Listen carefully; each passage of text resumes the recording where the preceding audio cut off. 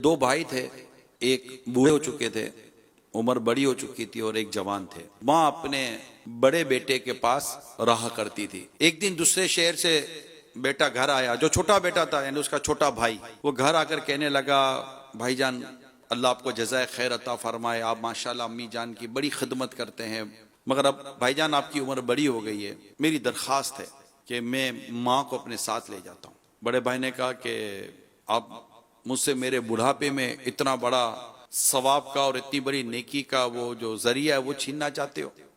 میں ماں کو نہیں دوں گا۔ یوں دونوں میں ماں کے تعلق سے بحث چھڑ گئی، حتیٰ کہ جب چھوٹے بھائی نے زیادہ وہ کیا تو دونوں بھائیوں نے عدالت میں مقدمہ کر دیا۔ مقدمہ کیا تھا کہ ماں کس کے پاس رہے گی۔ قاضی نے دونوں کے دلائل سنے، دونوں کی محبت، دونوں کی عقیدت، دونوں کی چاہت، دونوں کی طلب مثالی۔ قاضی فیصلہ نہیں کر پا رہے کہ میں ان کی بوڑھی ماں کو دوں کس کو، چھوٹے کو دوں کہ بڑے کو دوں۔ اب قاضی صاحب نے کہا کہ مجھ سے تو فیصلہ نہیں ہو رہا، ان کی ماں کو لایا جائے۔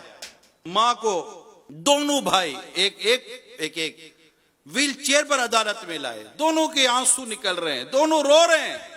قاضی صاحب نے ماں کو کہا، اماں جان آپ ہی کہیں کہ آپ کو کس کے پاس رہنا ہے۔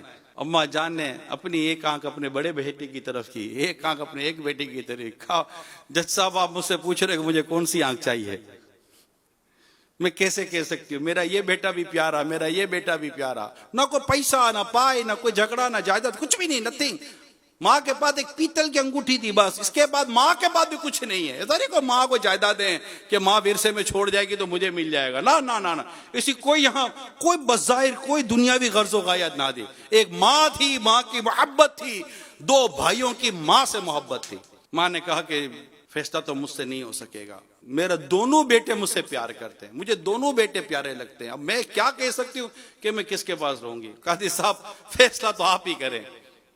قاضی صاحب نے غور کیا، بہت غور کیا، بہت غور کرنے کے بعد ایک فیصلہ کیا۔ قاضی صاحب نے کہا کہ چونکہ یہ بوڑھے ہو گئے ہیں، دوسرا بیٹا جوان ہے، تو یہ زیادہ اچھے طریقے سے ہو سکتا ہے کہ ماں کی خدمت کر لے، اور اس طرح قاضی صاحب نے یہ فیصلہ کیا کہ ماں اپنے چھوٹے بیٹے کے ساتھ چلی جائے۔ جو بڑا بھائی چیخا ہے، اس کی جو چیخیں نکلی، عدالت میں بیٹھے لوگوں کے کلیجے پھاڑ دیے، سے چیخیں مار کر پھوٹ پھوٹ کر رونے لگا، میری ماں مجھ سے چلی جائے گی، میری ماں مجھ سے بچھڑ جائے گی، میں اپنی ماں کی خدمت سے رہ جاؤں گا، ہائے میرا بڑھاپا کہ میرے اس بڑھاپے نے میری بوڑھی ماں کو مجھ سے جدا کر دیا۔